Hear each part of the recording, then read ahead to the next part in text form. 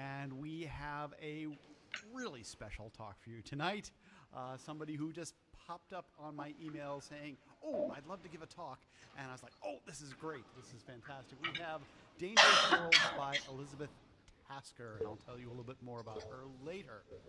Our website for more information, if you go to your favorite browser and put in Hubble Public Talks or Hubble Public Lecture Series, you can't say space, you could say Space Telescope probably, but Hubble is the word that usually gets you here. To all this with the list of the upcoming lectures, the how to watch live online. You can watch the past lectures all the way back to 2005, so that's 12 years of astronomical goodness for you. And you can also sign up for our email list, or if you think it's that one or two emails a month is too much, you can also unsubscribe to them. All right. Let's see, the announcements, sign up at the website, or if you are old-fashioned, you can just give me your email and I'll make sure you get added to the list. If you have comments or questions, send them to publiclecture@stsca.edu. It'll come into my mailbox and we'll make sure we get your question answered, okay?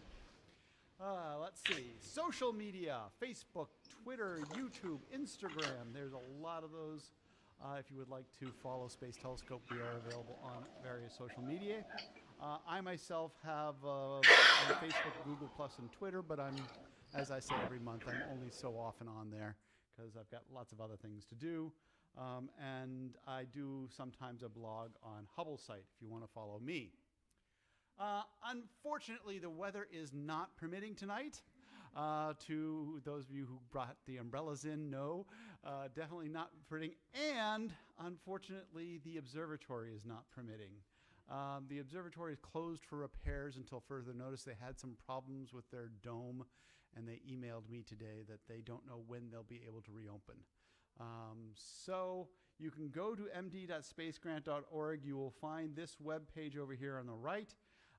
And the observatory status will not say check back on Friday. It will say that check back next month or in a few weeks, and we'll be able to tell you when the repairs will be done. Okay? So unfortunately, for the next couple of months, possibly, we will not have the Maryland Space Grant Observatory. Okay? All right. Now our news from the universe for November 2017. The first story tonight. A wrinkle in space-time. As you know, I like to make small puns here. This, of course, is playing off Madeleine L'Engle's famous story, A Wrinkle in Time. And what I'm talking about, of course, is the LIGO project, the Laser Interferometer Gravitational Wave Observatory, which I told you about early last year, has these two detectors, one in Hanford, Washington, one in Livingston, Louisiana. And you can see they are these big, long arrays that they send laser beams down, each one of them, and the laser beams bounce off a mirror and come back, and they measure the distance very, very, very accurately so that when the distances change, they could tell by an incredibly small amount. And they did measure an incredibly small amount of change in, let's see, when was this observation done? It was, I can't remember the exact date of this observation, but this was the detection of a black hole merger. That was about 1.3 billion light years away, the first detection of gravitational waves. And it was seen, here is the data versus the predicted for Livingston, and same for Hanford. In fact, it was detected in both of them, and with the proper time delay for the light to travel between them, first detection of gravitational waves. And on October 3rd of this year, it was awarded the 2017 Nobel Prize in Physics to these three gentlemen of the LIGO-Virgo collaboration for the decisive contributions to the LIGO detector and the observation of gravitational waves. Now, we all sort of knew this was going to come because, I mean, you detect gravitational waves for the very first time. Yeah, that's worthy of a Nobel Prize. I personally did not expect it to come so quickly. All right, but, you know, since the discovery of those first black hole mergers, they've discovered 3 or 4 more black hole mergers, so they're getting more observations. But last summer, on August 17th, They also saw a neutron star merger.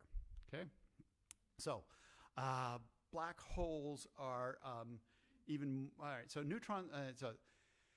a star can end up in several different ways. Okay, a medium mass star, low mass star ends up as what's called a white dwarf, and that's about the density of the atom. Okay, and it's supported by electron degeneracy pressure, yada yada yada. But it's about the density of an atom, about the size of Earth. Okay, all right, and then there is if you are more massive, you can collapse down to what we call a neutron star, which is about the density of an atomic nucleus. Okay.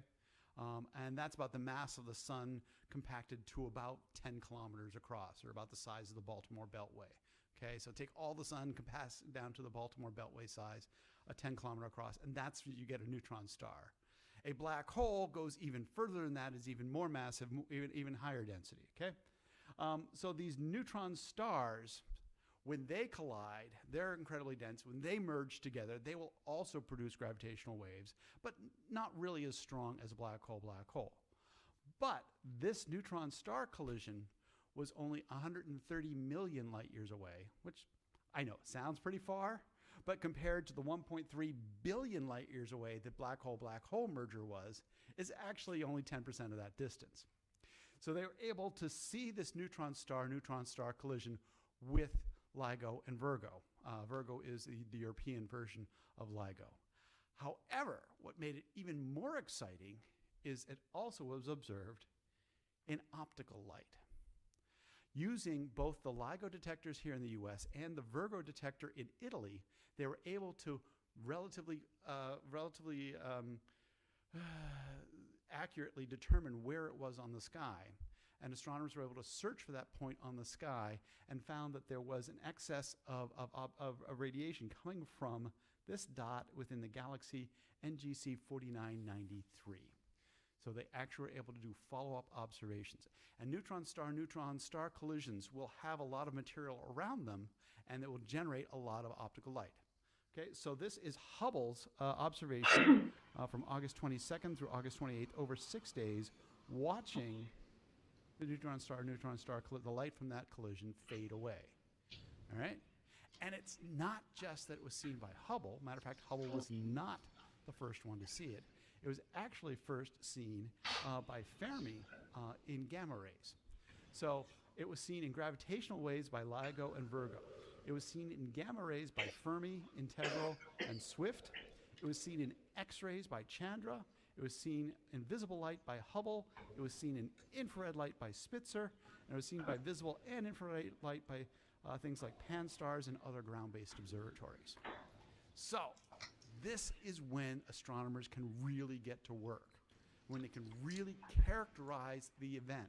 When we see it in this many different wavelengths, we see what's happening at lots of different energies, and we can understand the event a lot more. The black hole merger that won the Nobel Prize, there were no follow-up studies. We didn't see it in any other wavelengths. This neutron star merger, we were able to see in other wavelengths. We're able to get different characteristics of it, and we're able to understand the processes that are going on. And the basic result so far has been that, hey, it sort of fits what we think happens, which is actually kind of crazy, okay? Because we have these ideas, and we say, all right, well, this is our prediction. So we usually expect to be surprised by, nature behaves slightly differently than we predicted. Most of the predictions seem to be working out pretty well for this. Although there was one thing in terms of seeing it in ultraviolet that they didn't expect, and the fact that it was a relatively faint gamma ray, okay? It's a short duration, but it's a faint gamma ray burst, okay? These short duration bursts for something so close should actually have been larger, and they're not quite sure why. But these are all the questions that come up when you have this many different ways of looking at it and are able to study it in so many ways. So this, not only have we moved into gravitational wave astrophysics, but we've got follow-ups to be able to correlate it, which makes it so much more valuable. Our second story tonight, on the trail of asteroids. Now, Hubble had this amazing project called the Frontier Fields, okay? And the Frontier Fields looked at 6 really massive clusters to look for gravitational lensing. So this is the massive galaxy cluster Abell 370. And all these streaky things in here are gravitationally lensed arcs, okay? And we've talked about that a lot. And at the same time, while they were doing while they were looking at the galaxy cluster, they also looked at what they called parallel fields. So one detector of Hubble was looking at the cluster, another detector was looking at the parallel field. And then actually they rotated, and then that one detector looked at the parallel field and the other detector looked at the cluster, okay? And they spent about 100 hours of observation time on each of these clusters. Well, these are the cleaned up images that you see, okay? And of course, the real observations have lots of, cosmic rays and other things that have, and, detector artifacts that have to be cleaned up. But there's also another thing that they had to clean up out of these images that is illustrated by this movie.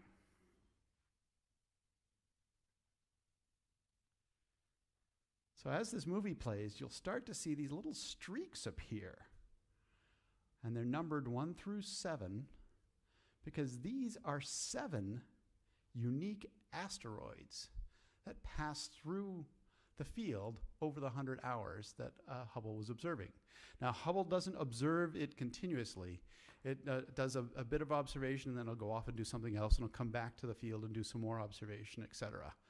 Which is why number 7 here, you can see, is split into 4 separate little loops. All right, and why are they streaks and curved loops? Well, Hubble and Earth are moving relative to the asteroid while we're taking the observations. So the asteroid actually ends up streaking, and the parallax motion produces that little curve on there. All right? So for Abell 370 and its parallel field, here are the cleaned up images, and there are the images with the asteroid streaks. Now you'll notice we use the movie on the parallel field simply because there are already these streaks in the gravitational lens. Those are actually galaxies that are beyond the gravitational lens. But if I blink back and forth, you can see the asteroids and where they appear in the field. And this is kind of cool because what you've got here in one image is you've got some things within the solar system as well as you've got things that are billions of light years away.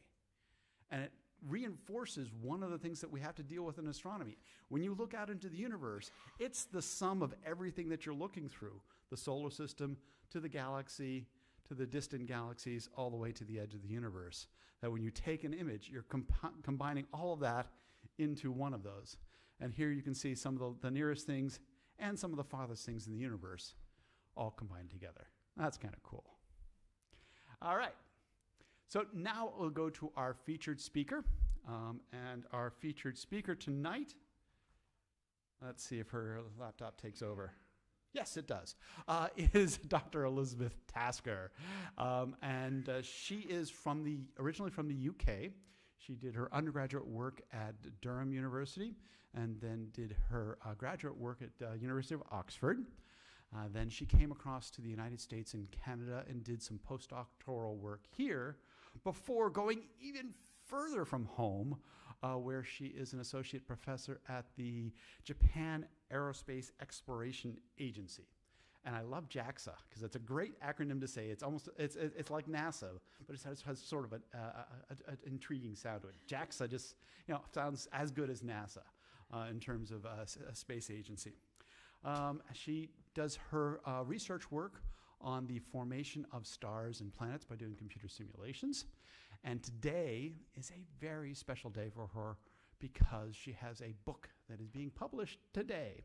And I'm sure she'll mention that in her talk. Ladies and gentlemen, Dr. Elizabeth Tasker.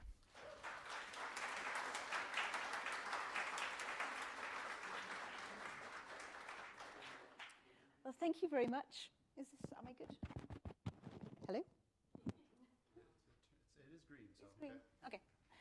So today I'm going to be talking about planets, especially those beyond our solar system. But I'm going to start with what I hope is a vaguely familiar image. Well, in a minute I'll be starting with what I hope is a vaguely familiar image. There we go. So I hope these guys look somewhat familiar to everyone. And I say this is the sun. And then just past the sun, we have our 4 smallest planets, Mercury, Venus, Earth, and Mars. And just past Mars, we have this band of rocky leftovers from the planet formation process that we call the asteroid belt, which also contains the dwarf planet Ceres. And then beyond the asteroid belt, we have the giants, Jupiter, Saturn, Uranus, and Neptune. And then we have this another pile of rocky leftovers from planet formation, which is the Kuiper belt. And of course, its most famous member is the dwarf planet Pluto, though we never really talk about that anymore. And you are here, all right? So if you were to base all our understanding of planet formation on our solar system, we would note that you have two types of planets. You have rocky planets, so these guys, Mercury through to Mars, and here you have a solid surface with a relatively thin atmosphere. And then beyond the asteroid belt, you have gas giant planets, where most of their volume is taken up with their atmosphere, around a much smaller, dense central core. And this colossal atmosphere results in absolutely crushing pressures near their core. So much so that, in fact, hydrogen on Jupiter, by the time you approach Jupiter's core, it becomes so dense that it starts behaving as this kind of metallic compound. So until 1990s, these were all the planets we knew. And we didn't think that our solar system was the only one out there, but we hadn't actually seen any others, so nothing was definite. But then everything changed. So our sun is one of about 100 billion stars in the Milky Way galaxy. And when we talk about extrasolar planets, we mean extra as in outside, and solar as in the sun. So an extrasolar planet or exoplanet is any planet that is not in our solar system. And the story of extrasolar planets begins in 1990, when the Arecibo radio telescope in Puerto Rico was in need of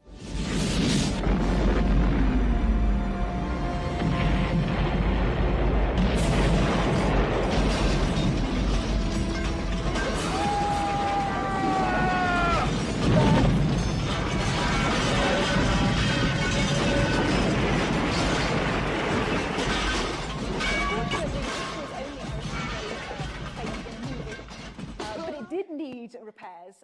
The repairs, however, were actually structural cracks. So around the same time, a similar radio telescope in Green Bank in the US also had structural cracks, which were ignored, and the whole thing collapsed. So in a fit of panic, Arecibo was like, okay, we've got the message, we're going to fix this. But during repairs, the telescope was not taken completely offline, but it couldn't be moved. So typically during a night, the telescope will move very slightly across the sky as it tracks objects. But during these repairs, nothing could be done. It had to be absolutely stationary. And this made it unfit for almost all projects. However, at the time was a postdoctoral researcher called Alex Volshen. And he asked to use the telescope for a month-long survey, because this survey could be done while the telescope wasn't moving. And normally, such a proposal would never have gone through, because he required half the telescope's time, and this was the biggest telescope in the world for radio, so people would be like, yeah, no. But as it happened, no one else could really use it. He was based at the telescope, and they said, fine. And what Alex wanted to find were dead stars called pulsars. So actually, we've just had a very nice summary of these. Because a pulsar is what forms when a star that is much larger than our sun, more than 8 times, eventually reaches the end of its life and it runs out of fuel to burn.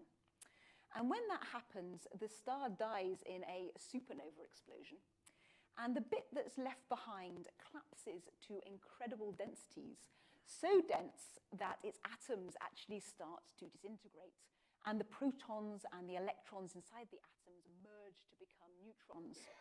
And so we therefore call these neutron stars, which is exactly the same source of the gravitational waves mentioned earlier. However, as mentioned, these are tiny, so only city-sized, or indeed the Baltimore belt. And yet they weigh between 1.4 and twice the mass of the sun, so they're incredibly dense objects. And as they collapse, their magnetic field also strengthens a lot. And this magnetic field causes any remaining charges left on the neutron star to be ripped off and fired into the cosmos as powerful jets. Now, if these jets happen to swing by the Earth as the star rotates, then we see a periodic light pulse, and therefore we call these a pulsar. Now, the accuracy for these pulses is incredibly high. It's so high that when they were first discovered, they were thought that they might even be extraterrestrial sources. But in fact, when more sources were discovered across the sky, it was realized that actually a natural process must be causing these. But their accuracy is such that it rivals that of atomic clocks. Except for this one pulsar that Alex Volshen saw. So this pulsar was called PSR B1257 plus 12, that very catchy name. And for this particular pulsar, so PSR is pulsating source of radio, and then that completely unmemorable letters and numbers is the position in the sky. But for this particular pulsar, the time between the flashes changed very slightly. And it was ultimately concluded that this was due to two planets orbiting the pulsar. And as the planets orbited the pulsar wobbled very slightly due to the planet's gravity. And as it wobbled, its distance from the Earth was changing a tiny amount. And this was causing the flashes to have to travel slightly further and slightly less far. And therefore, their timing started to become off. So the discovery was two planets, which were, again, very imaginative, named PSR B1257 plus 12, B and C. And they were roughly 4 times the mass of the Earth. And their years, so their orbits around the pulsar, were 65 and 98 days. So for comparison, Mercury, our innermost planet, has an orbit of 88 days. So if these two were around our own sun, they would sit either side of Mercury. And they are a rather staggering 2,000 light years away, which tells you exactly how sensitive this technique was. Now, these were the first planets ever to be found outside our solar system. And the discovery was, appropriately enough, published in the international journal Nature on the 9th of January in 1992. However, it actually was leaked earlier than that by the British broadsheet newspaper, The Independent, on the 29th of October 1991, with the headline, "Radio Astronomer Finds 2 Planets in Distant Space." Now, Alex Volshen was approached by The Independent and asked for a quote. And this must have been fairly nerve-wracking because obviously he wanted this discovery to be published in a journal such as Nature. But if news gets out early, sometimes Nature might be like, well, it's no longer news, so we don't want it. So as a result, there's a very guarded comment by Alex Volshen here, saying Professor Volshen was not prepared to talk about his research because he feared it might prejudice the chances of being published in a scientific journal. However, despite this, even after the Nature publication, there was very little public notice, which when you think of the fuss that new discoveries have nowadays, where you have multiple reports against the whole world media, is very surprising that the first planets we ever found, no one really talked about. Indeed, at the time, my parents were taking The Independent, and this newspaper must have sat on our kitchen table, and I don't remember it at all. So what was the problem? Was it that just pulsar planets were just a bit too weird? I mean, you know, pulsars, dead stars, can't really relate to those. Hopefully never will be able to relate to those. Maybe people just didn't really feel a connection. So as a result, these were sort of overlooked. But pulsar timings, unsurprisingly, can only be used to find planets around pulsars. So what about finding planets around regular stars? So we found the pulsar planets because there was this slight change in the timing of the pulsar flash due to this wobble in the star's position because of the planet's orbit. So could we do this with normal starlight as well? And obviously the answer is yes, so I would not have taken us in this direction. So when you have a more regular star, you have a system like this. So here are we on the Earth. There's our star here, and here is our planet. And due to the planet's orbit, the star is going to make a small wobble. Now, as the star moves away from the Earth, its light that's reaching us is going to get stretched out. And this is going to cause it to become redder. Now, as it swings around the other side of its wobbling position, the light waves are going to become compressed as the star starts approaching the Earth. And when they get compressed, the light gets bluer. So what you see is this tiny shift from red to blue to red to blue as the star wobbles due to its orbit from the planet. And we call this the radial velocity technique, or sometimes the Doppler wobble technique. However, this is not a big shift. The tiny, tiny shift in light, and it's incredibly hard to measure. However, in 1988, a new technique was established. So in this technique, you have your star emitting light, and you've got your telescope. And in front of the telescope, we're going to put a jar of gas.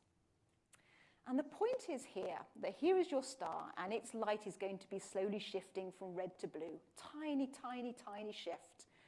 But our jar of gas is also going to be emitting light that is not shifting, because it's completely stationary in front of our telescope. So what it is it's a bit like slamming down a ruler. And because you now have a stationary point with which to compare that starlight, it becomes much easier to measure tiny shifts. So this allowed us to have much higher accuracy when trying to measure this radial velocity change. And using this technique, as early as 1988, a wobble was seen around a star called Gamma Zephyr. Could this be from an exoplanet? So there were some problems. Gamma Zephyr is part of a binary star system, meaning it has a companion star, and the two stars orbit one another. So this was the first question mark. Would we even expect planets around a binary system? If you had a sister star, would that disrupt the planet formation process? Secondly, the star that was wobbling was thought to be a giant star. Now, this is the phase that stars reach near the end of their life. And as they approach the end of their life, they get quite crotchety. So what you find is the outer layers of the star start to have a lot of vibrations and pulsations that look just like a small wobble from a planet.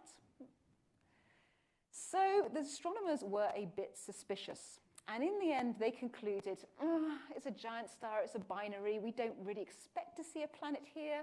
There are lots of other reasons for this possible wobble. No, we see a wobble, but it's not a planet. And when they announced that, they missed discovering the first exoplanet, because this wobble was due to a planet, but its discovery was not finally announced, I think, until 2013. So, the first discovery that actually everyone remembers is a planet called 51 Pegasus b that was found in 1995 with this same radial velocity technique with the light shifting from red to blue. And it was the first planet that was found around a star like our sun, rather than a giant star or a long dead star like a pulsar. And it opened the floodgates to finding thousands more, because it proved this radial velocity wobble was detectable, we could see it. And from there, we started discovering planets in droves.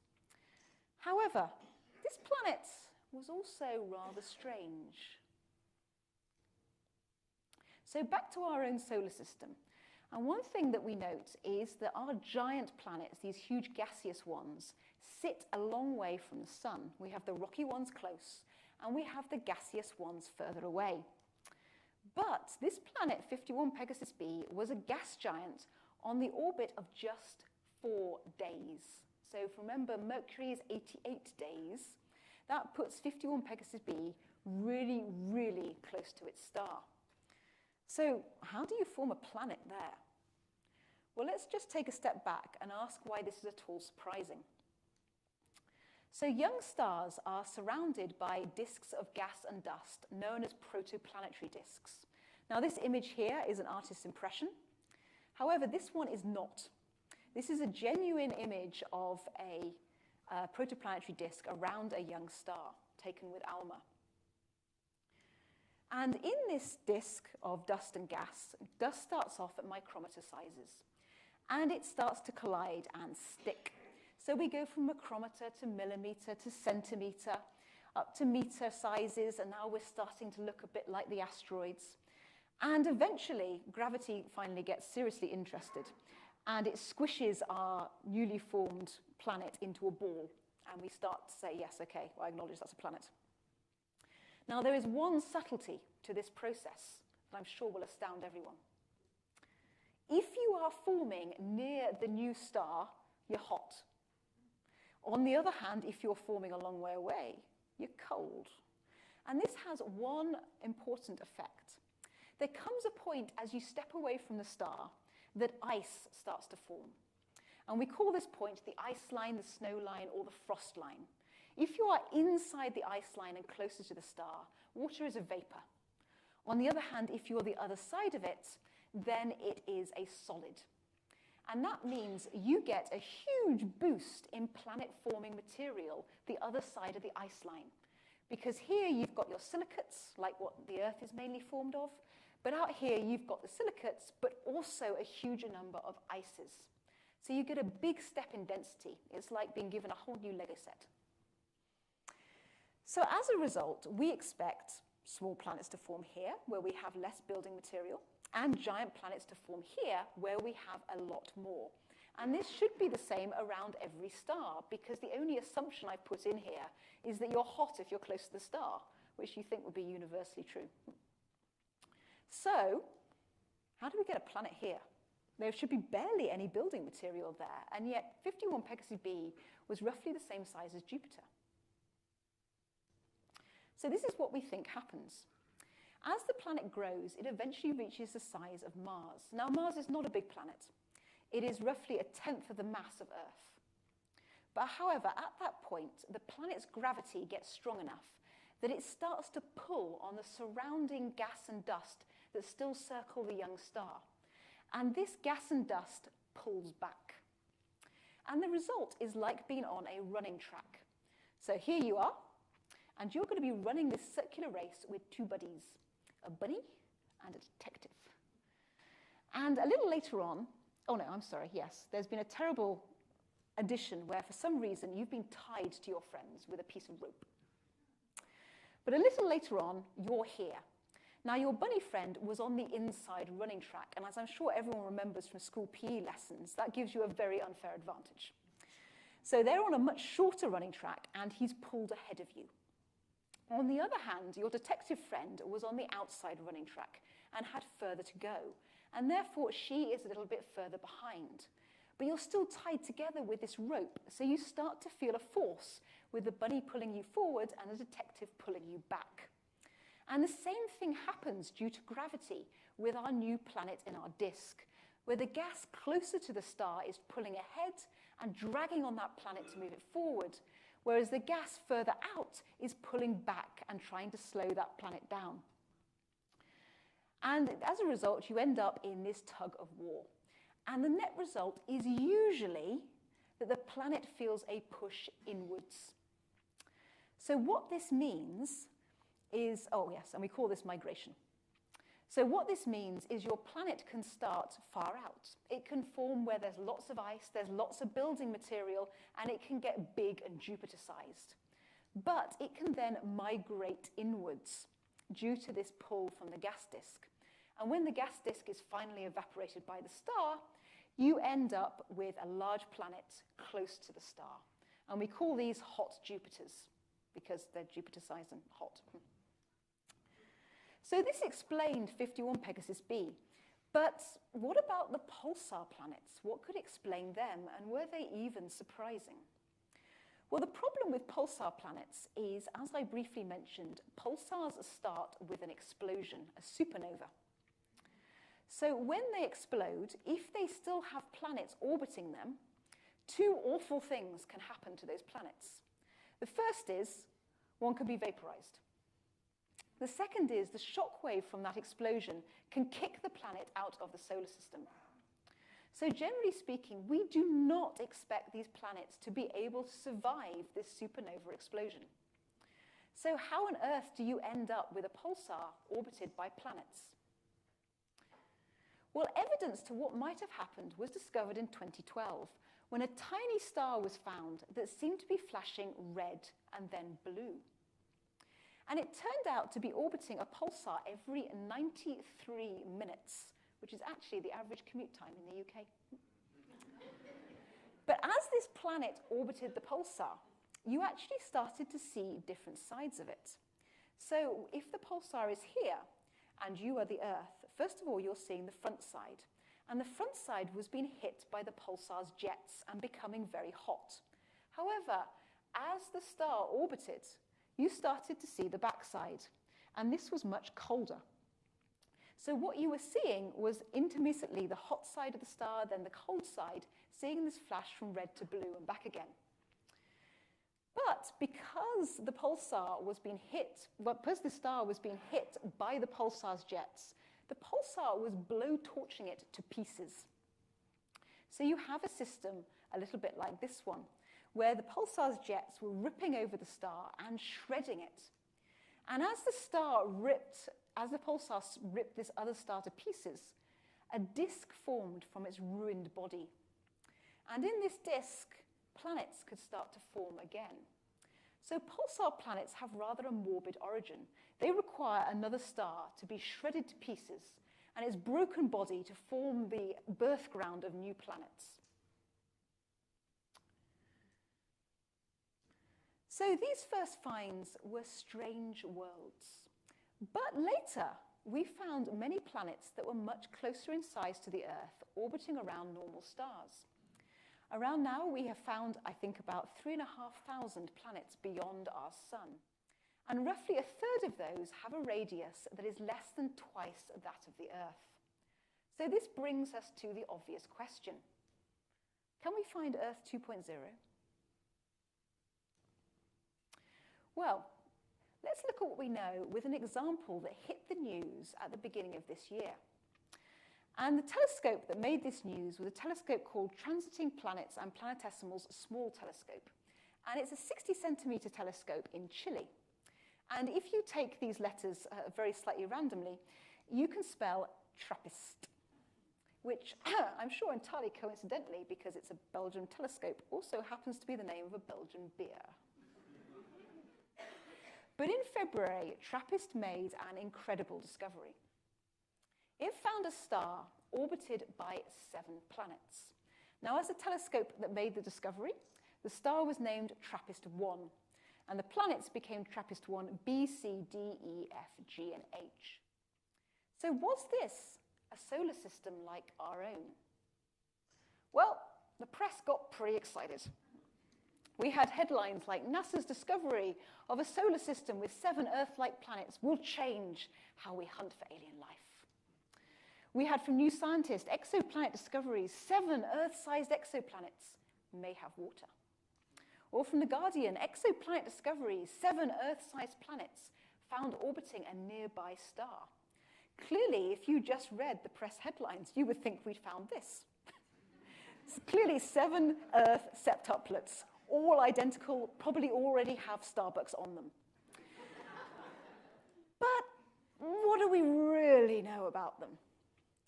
Well, these planets were discovered not with the radial velocity technique, but with the transit technique.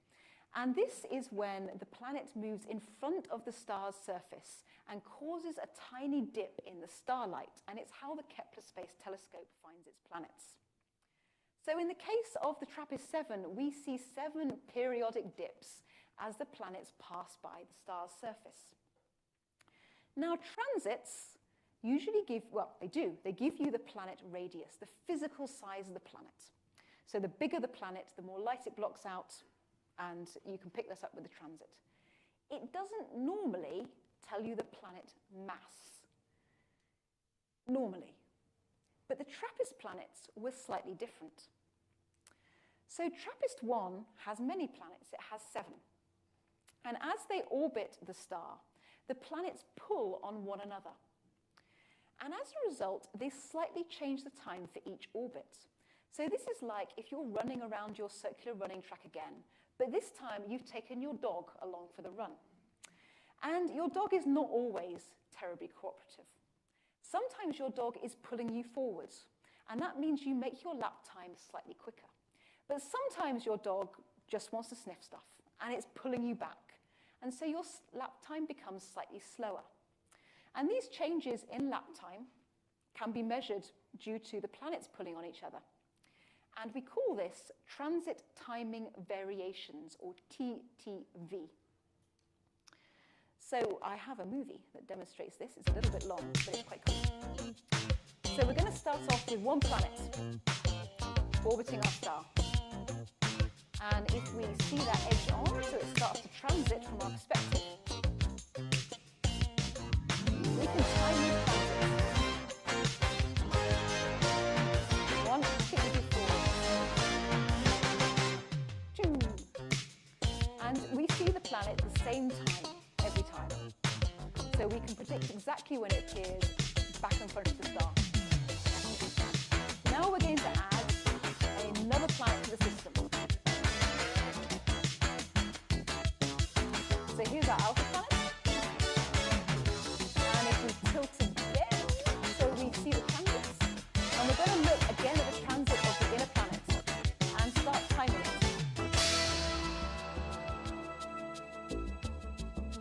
And now what we see is the time isn't always the same due to the gravitational tug of this second planet. And the larger the variation, the bigger the planet mass.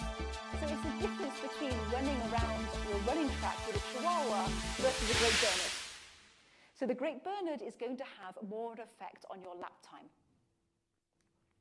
So TTV actually gives the mass of the planet in addition to the planet's physical size. So what did we see with these 7 worlds? Well, let's look at radius as a function of Earth mass. And we see we have 3 planets with almost exactly the same size as Earth, and 3 planets with a slightly smaller size than Earth, and 1 slightly larger. And if we look at the masses, we have anything between 40 and 140 times the percentage of the mass of the Earth. So we have 7 roughly Earth-sized planets. So here is the question.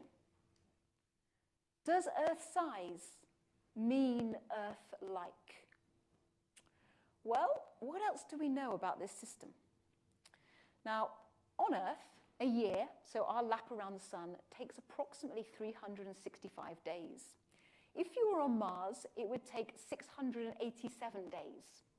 If you were on Venus, it would be 225, and Mercury would be 88. The TRAPPIST planets, the one furthest from the star that's going to take the longest orbital time, will take 20 days. 12 days, 9 days, 6 days, 4, 2.4, and 1.5 days to make that orbit. So if these were around our sun, all of these planets would sit inside Mercury's orbit. So does this mean that the TRAPPIST-1 worlds are in fact lava worlds with melted crusts of magma? Well, something, fortunately, saves us. And that is that TRAPPIST-1 is very dim.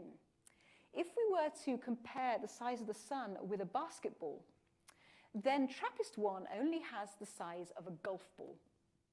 And it has only 1,000th of the sun's brightness. So that means you can afford to be a lot closer, but not that much hotter.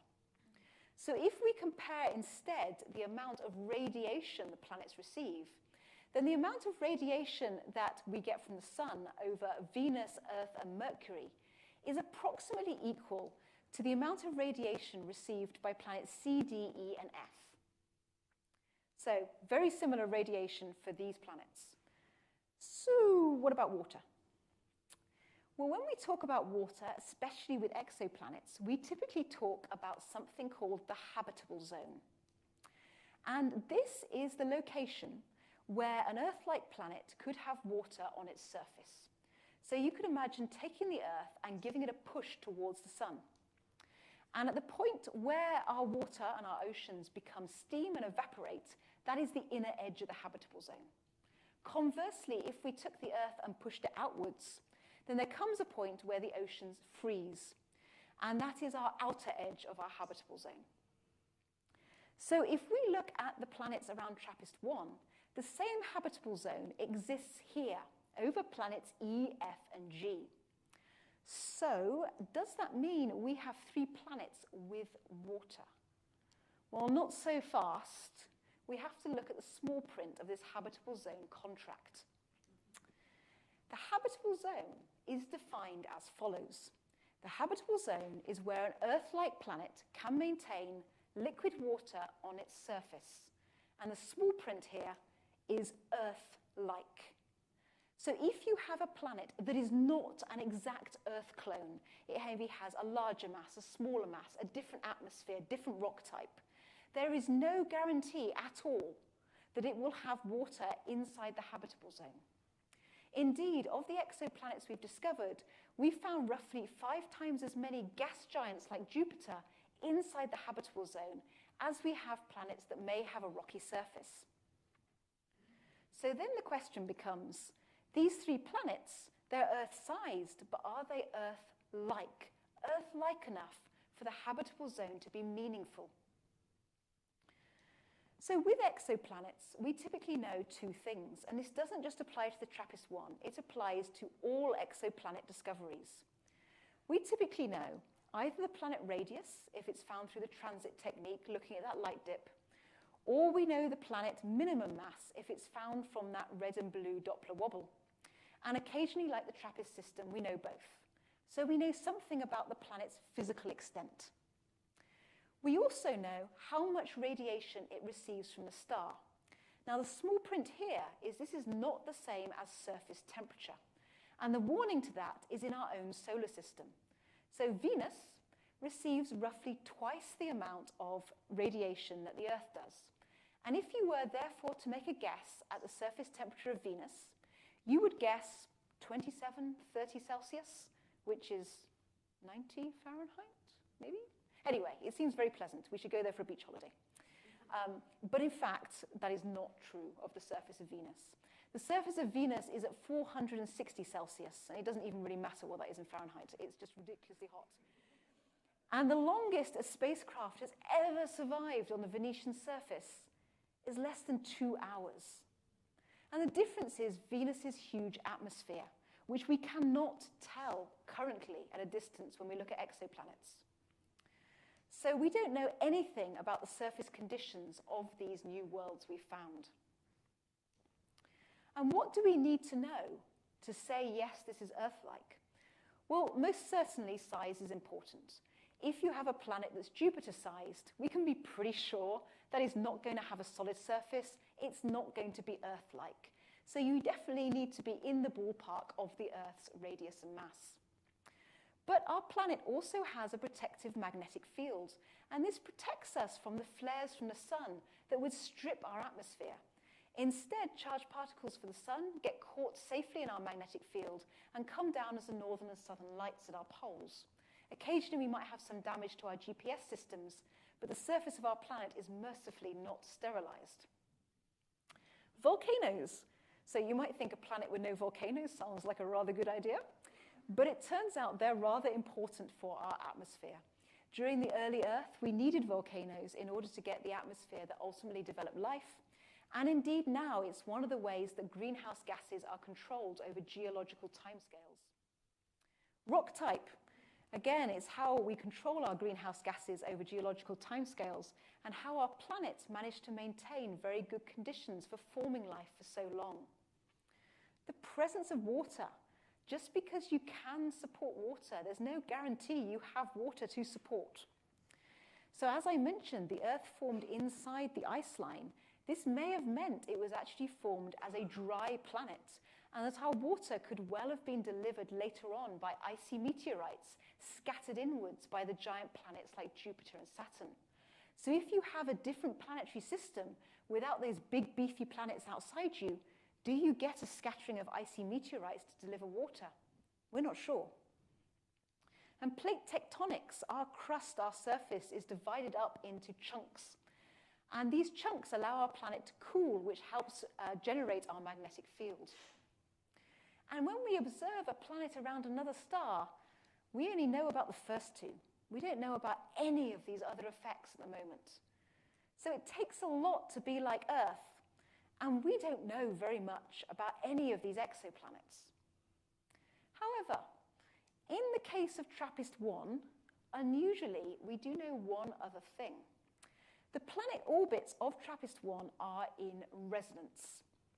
And that means that if you look at the time for each planet to orbit the star, you see something rather interesting.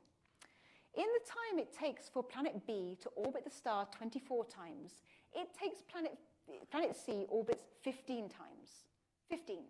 Not 15.5, not 15.3, not 15.12783. It's an exact integer, or very close to it. And the pattern continues, 24, 15, 9, 6, 4, 3, 2, 1. Very close to being exact integer ratios of one another. So how does this happen? It seems like a bit of a coincidence. So what we believe happens is that if the planets are born far from the star, and they go through this migration process to come further in, if you have multiple planets doing this, and their gravity pulls on one another, they can end up locked in these resonance positions. So as they both migrate in, their orbits at some point will sync up to exact ratios. And this turns out to be very stable. So once you hit this sweet spot, you tend to stay there. And then the planets continue to migrate in with these exact ratios as their orbit. And you might be like, well, cute, but so what? The point is that if that happened to these planets, that means the planets started here, further away from the star, behind the ice line, and then ended up here. This would mean that they formed with a lot of ice. And so maybe as they moved closer to the star, this may have melted to become a global ocean. So our other option, instead of a lava world, it could be that the TRAPPIST-1 planets have a huge amount of water, and they're actually water worlds with no exposed land at all. So this is a beautiful graphic by NASA, and if we go below the atmosphere, this is how we might picture a water world. So this then brings us to the obvious question. Are water worlds habitable? I mean, water and life are intricately associated on Earth, so is more water better for life? Well, the shorter answer is we don't know. We've got no analogue in our solar system to go and explore which has a surface global ocean. However, we have some reason to be slightly skeptical. And it comes down to the carbon dioxide in our air. So if we didn't have an atmosphere, the global temperature of the Earth would be -5 Celsius, below the freezing point of water. However, because we have an atmosphere and it contains these greenhouse gases, we're able to trap heat effectively and brings our global temperature to about 15 Celsius. And exactly how warm our planet gets can be controlled by geology through what we call the carbon cycle, or sometimes the carbon silicate cycle. So here, carbon dioxide in the air dissolves in rainwater, comes down as slightly acidic rain, it reacts with the rocks and forms a solid. This gets swept into the ocean, and it eventually gets returned to the atmosphere through volcanoes. Now, the process is very slow, so it doesn't really protect us against man-made increase in greenhouse gases. But it does protect us over slower moving changes. For example, in its early years, the sun would have been much cooler. And during this time, our Earth should have been too cold for life. But we have evidence that it wasn't. And one of the possibilities is that this process was able to change the amount of greenhouse gases in our atmosphere. So if the planet was colder, this reaction with the rocks would have slowed down, because chemical reactions slow when it's colder. But we still would have been spitting out carbon dioxide into the atmosphere. So the amount of greenhouse gas in the atmosphere would have risen and given us a thicker thermal blanket. And this allows us to have a lot more time in which life can develop on Earth. But it needs land. So if you have a global ocean, can you have any kind of carbon silicate cycle? So could a water world actually regulate its temperature? If it couldn't, it has two main effects. The first is your habitable zone, which I presented as a broad band, shrinks to a narrow point. Because the reason ours is a broad band is that our carbon cycle can adjust slightly our atmosphere to allow us to manage in slightly warmer areas and slightly colder areas. If there's no way of adjusting the thermostat of the planet, the radiation you receive from your star needs to be bang on perfect. So you get a very narrow band for that habitable zone. Secondly, because you can't buffer against the star increasing in luminosity, you have a much shorter time for life to be able to develop. So does that mean it's curtains for any water worlds? Well, not necessarily. It may depend on ocean depth. For example, if the ocean is shallow enough, you can still have a carbon silicate cycle with the ocean bottom. It's not as good because the ocean changes temperature much more slowly than the atmosphere. But it's maybe not impossible. If the ocean gets very deep, then the chances are the pressure at that ocean floor will rise so much you'll form ices. And these ices will completely seal off your rocky core from your ocean. And so it won't be able to produce any kind of thermostat at all. So this always leads to the question of, can we go and check these planets out? Well, our closest exoplanet is the one orbiting Proxima Centauri. This is our nearest star, so it's our nearest possible exoplanet. And it's 4 light years away. Now, our fastest spacecraft is Voyager 1, which is currently at the edge of our solar system. If Voyager 1 was pointing in the right direction, which it isn't, it would still take it 75,000 years to reach Proxima Centauri b. Now, there are some other ideas in the pipeline. For instance, there's Project Starshot, which is an idea where we could use lasers to send very, very, very light spacecraft to great distances reasonably quickly. But it's futuristic technology, and we don't know yet whether it's at all feasible. However, all is not lost. There are a couple of really, or more than a couple, several really exciting missions coming up that are going to tell us a lot more about these exoplanets. So as a planet transits across the star's surface, some of that starlight is going to pass through the planet's atmosphere. If we can spot that, then we will see a fingerprint that marks out the gases in the atmosphere. So the light passes through the atmosphere. Particular molecules in the atmosphere will absorb certain parts of the light spectrum, and so they'll be missing when we observe them on Earth. And based on those missing light waves, we can tell what gases might be in the atmosphere.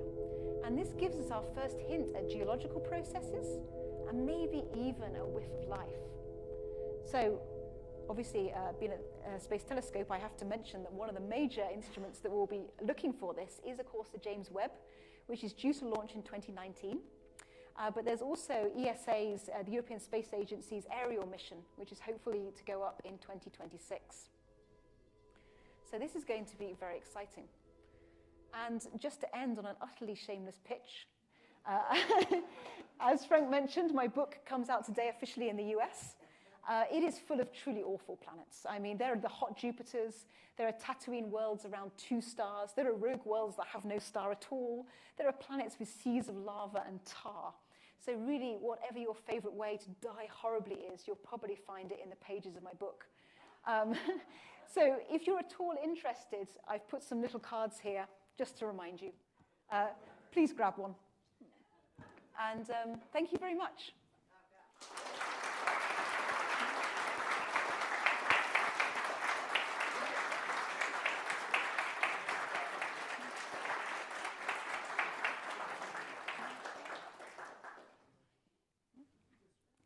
Questions?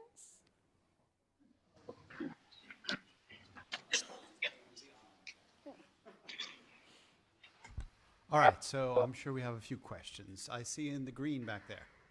No, that was you. It's me, okay. You know, you're talking about all these terrible planets. What about ours, which is, you know, sort of so coddling almost? What is your knee-jerk reaction when people talk about like a Gaia hypothesis, where it's like a system working together to maintain this balance? Living organism. Yeah, one giant organism. Okay, so I'm going to repeat the question for the online audience. So the question is, what is your opinion on the Gaia hypothesis that considers a planet as sort of being an entire organism and such? So the idea that perhaps that life requires, there's interaction between life and the planet. I would say I definitely agree with you. So we don't quite know. One of the issues when we talk about life outside our planet is something called the Fermi paradox, which is basically summed up as where is everyone? Like, why have we not found advanced alien civilizations talking to us? And the question is, where is the bottleneck? Is it that life is very hard to start? Maybe you never get a planet with the right organics to start life. Maybe life develops, but in fact, it dies really quickly. Or maybe that you can develop life quite easily and actually it thrives, but it just never becomes intelligent life because it's not selected for. Those sort of options. And one hypothesis put forward by Charlie Lineweaver was actually what he calls the Gaia bottleneck, where he says that you have to not only form life, you have to form it fast enough that it can actually change your planet's environment to self-sustain itself. And so that's the idea that in the early stages of our Earth, the carbon cycle that I mentioned before was not sufficient to actually protect our planet's atmosphere and keep it temperate enough. But because we were able to form life, it was able to replace the carbon cycle.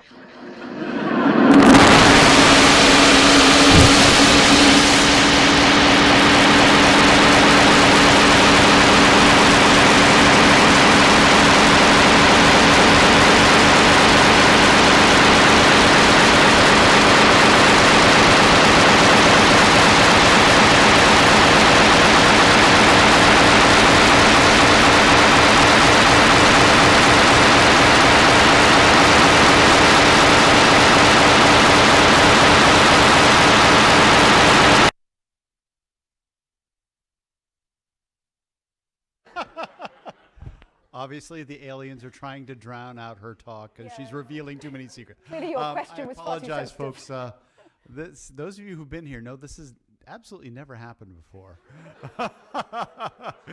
In my 17 years, we've never had that kind of noise. Let's see. So, Try to summarize what I just said. Sorry. I will also note that we just had some major work done on the auditorium. I don't know if you noticed the projectors are 4K and other things, and the audio system was updated a little bit. So I apologize. This is the first live event to test out the system in detail. So you can see that it is being tested out. Okay, so back to what you were saying. So even though obviously external forces tried to stop me answering this question, I would say that I would consider life as to be definitely part of the planet. I think when we talk about origins of life, we also have to talk about planet formation, and they are intricately connected, yes. Okay, in the black over there, yes.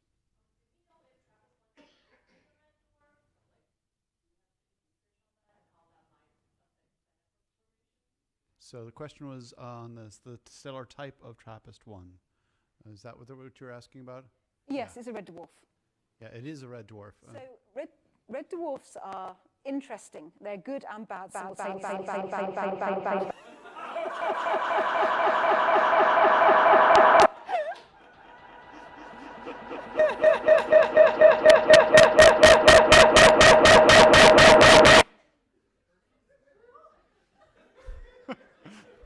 Why is it always on my answers as well?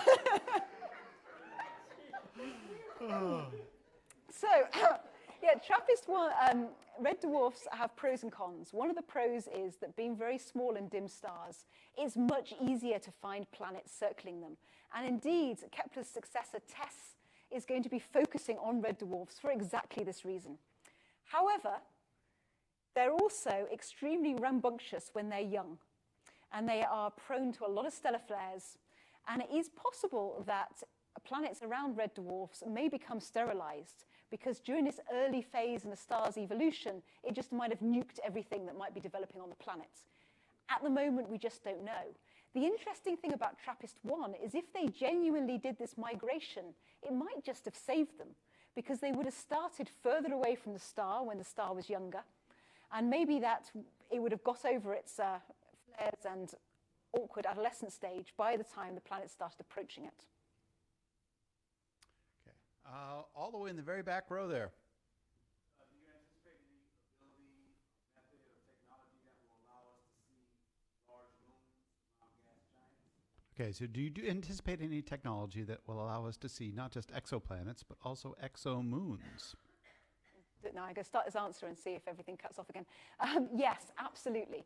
So René Heller, who is an expert on exomoon formation in Germany, told me that he feels that exomoons is where exoplanets was at the start of the 1990s. We are on the brink. And indeed, there are active searches currently going on for exomoons. One of them is called HEC, which I've forgotten what it stands for, but it's using Kepler to look for moons. And the PI on that is David Kipping at Columbia University. And currently, Kepler is sensitive enough to find a very, very large moon. In fact, slightly larger than we believe would form around a gas giant, but could potentially be captured. Now, of course, if we find that Earth-sized moons exist, then we have a lot more real estate, because our gas giants are mobbed with moons. So if you imagine a gas giant in the habitable zone, then it's not habitable, but it might have a whole bunch of moons that are. Now, it's a slightly interesting game when you start looking at exomoons and habitability.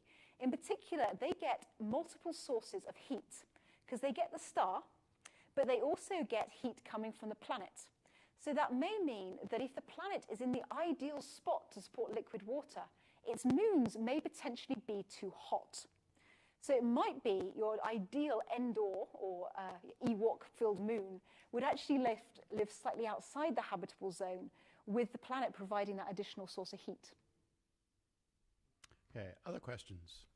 Over here. If and when we're able to travel to Mars and do further exploration, is there something that you're hoping for if that happens that you're not learning from? So what can we learn? If we are able to travel to Mars and explore it, what shall we learn that will enhance our knowledge on this subject? So I think probably what most people would love to find is life of any kind, or even evidence that it had it. If we go back to this bottleneck idea of where is everyone, like one of the questions might be, does life just never start anywhere? I mean, that's possible, right? If we were to find a second genesis of life, that would probably imply that actually life is pretty easy to kickstart. Now, Mars isn't necessarily the best place for that, because it's sufficiently close to the Earth that we can share material. Indeed, there are even some theories that it's just about possible life originated on Mars and then came across to Earth. But we never found any evidence for life on Mars so far. And maybe more interesting area might be Europa. So as a moon of Jupiter, it has these deep subsurface oceans. If we were able to find evidence of life on those, I think we could be more certain to say this was an independent genesis of life. And therefore, life is at least easy to start, if not continue. Okay, question down here. Will the hot Jupiters eventually lose their atmosphere being that close, and why isn't our Jupiter hot? Will the hot Jupiters eventually lose their atmosphere by being so close to the star? And why isn't our Jupiter hot? So to answer the first question, some of them do. In fact, some of them come close enough that the star's gravitational field starts to penetrate that atmosphere and literally starts siphoning it off. We call that Roche lobe overflow. And we've also seen evidence of some hot Jupiters rapidly using their atmospheres. So certainly for some of them, if they're close enough, yes. Now, the question of why our Jupiter isn't hot is a big mystery. So the idea of migration was not actually invented when we found hot Jupiters. Indeed, the idea had been around since the 1980s, and we knew that it was possible that this migration process could occur. But we looked at our own solar system, didn't see any evidence for strong migration, and therefore it was assumed that it either didn't happen or it just wasn't a major player. Now we've discovered all these exoplanets, we realize it's a major sculptor of exoplanet systems. So then the question comes, are we weird? So what people think happened with our gas giants is that Jupiter was formed, and indeed it did start migrating, and it started to munch its way towards the inner solar system, which would have not looked good for Earth. But as it was doing so, Saturn formed and caught up with it as it started its own migration. And at that point, the gravitational pull of the two planets together caused a U-turn that we call the Grand Tack model, after the sailing turn where you turn the boat around. So the two planets moved in together. They actually did a U-turn around about the position of Mars and moved out. And it's one of the explanations we have for why Mars is so small. Because naively, we would have thought further away from the star, where the star's gravity is a little bit weaker, you should actually be able to build a larger planet. But instead, we have a really squiffy one. And it's possible that it was Jupiter just marched right in there, ate up all the building material, and then left. Now, whether this is common, we don't know yet, because it's harder to see planets at Jupiter's distance around other stars. As we start to see more planets that are further out and get a more complete picture of planetary systems, I think we'll get a better idea about whether this grand tack system is common or whether actually we have a very unique system. Okay, question in the center there. And as kind of a follow-up, is the word migration indicates that it's still moving. Could these hot Jupiters eventually go in, actually hit the star that they're formed? So does this migration process, can this migration process end with the planet being absorbed by the star? So, no, mainly.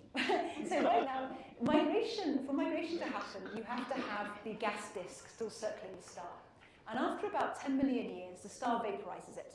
At that point, planet migration, due to the gas disk, stops. There is also normally a gap at the disk edge. So the planet could go up to that gap just before it reaches the star and also stop because there's no gas that side. So in terms of gas-driven migration, it shouldn't throw the whole planet into the star. There should be some kind of stopping mechanism. Now, exactly what stops the planets, we're not certain, because we don't see planets all at exactly the same distance from the star, which would suggest it was just stopping at the disk edge. Instead, we see hot and warm Jupiters that obviously seem to have migrated but stopped at different distances. And we're still not entirely sure why that happens. There's different ideas for these planet traps that can cause, for instance, sharp density gradients at the ice line that can slow a planet down and hold it for a bit. And obviously, the gas disk can evaporate at slightly different times and end up effectively beaching the planet. But for the hot Jupiters we found now, because the gas disk is no longer there, they're safe. Okay, one over here. When you make comments or observations about orbits on distant worlds, it seems to me we're making the assumption that we're using Earth time.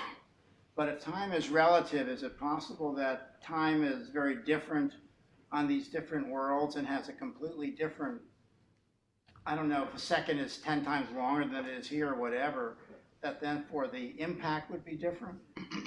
Okay, so the question was, when you talk about these other worlds, you're referencing Earth time. Is there a way for time to be different that on these other worlds where the unit of measure is different or actually experienced different? I guess that's the question. Yeah, so I mean, Interstellar movies are obviously examples of time moving differently on other planets. But I mean, it doesn't really affect us because we're not on the planet, so we see everything in Earth time. So. Yeah, we're all measuring it from our point of view, so the measurements would be the same. Down here. In other solar systems, is there a minimum distance from the star and a maximum distance? Is that kind of area set? A minimum distance for what? From of a planet from the star and a maximum distance. Is that area where planets form? So the question is, in other solar systems, is there a minimum distance from the star and maximum distance from the star for planets? So the protoplanetary disk is typically between 1% and 3% of the mass of the star. And for that build-up process from dust through to planets, that controls where you can form planets. However, it does not control where the planets ultimately end up. Because in addition to this gas migration, which would occur still within that disk, there's also scattering. So if you have multiple planets in a system, they can gravitationally pinball each other out of the system. So in our own solar system, we see evidence for that happening in small objects. So for example, some of our long-range comets come from an area we call the Oort cloud, which is a huge distance away from us. And it's thought that objects there couldn't possibly have formed there. They must have formed much closer where our normal planets are, and then been scattered gravitationally by planets like Jupiter and Saturn in this kind of gravitational pinball game. And when we look at extrasolar planets, we do sometimes see planets that are far more distant then there should have been a decent amount of gas and dust in existence. And we genuinely believe that that is beyond the edge where we expect planet formation, and they probably didn't form there, but instead a scattering event lobbed them further out. So as a result, we don't have a hard edge to where we expect to see a planet, not because we believe it could have formed infinitely far, but just because the scattering process can then later send it a lot further out. Okay, do we have one last question? Doesn't look like it. Okay. So, all right, we'll give you the question. Okay, go ahead. Question, how do you feel about, the protection of the Earth and what we are doing to it? I mean, I think it's so crucial, I really do. All right, so the question was, since you're studying all these other planets, how do you feel about the protection of our own planet and how we might be treating it? So I'm going to answer that with, I believe, a slightly controversial statement and say I loved Interstellar, the movie. And the reason I loved it is that it got hold of one of the things I hate so much, with this idea that Earth-sized means Earth-like. In Interstellar, you saw Earth-sized planets that were not remotely Earth-like. Once more, they were incredible distances away, so much so that the only way possible of ending that movie was to go so completely crazy that the lead character had to fall into a black hole. And I think that tells you that even if life is common in the universe, even if there are no bottlenecks, even if the Fermi paradox is not a thing and you can develop life on all these worlds, we may never, ever reach it. And that means, as far as we're concerned, we've only got one Earth. I know. It's precious. Okay. All right. We will see you again next month in December for the Public Lecture Series. Let's give Elizabeth another hand.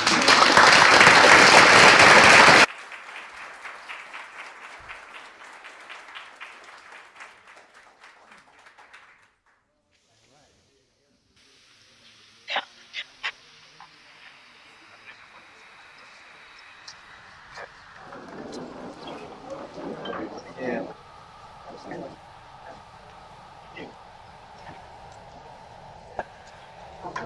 No.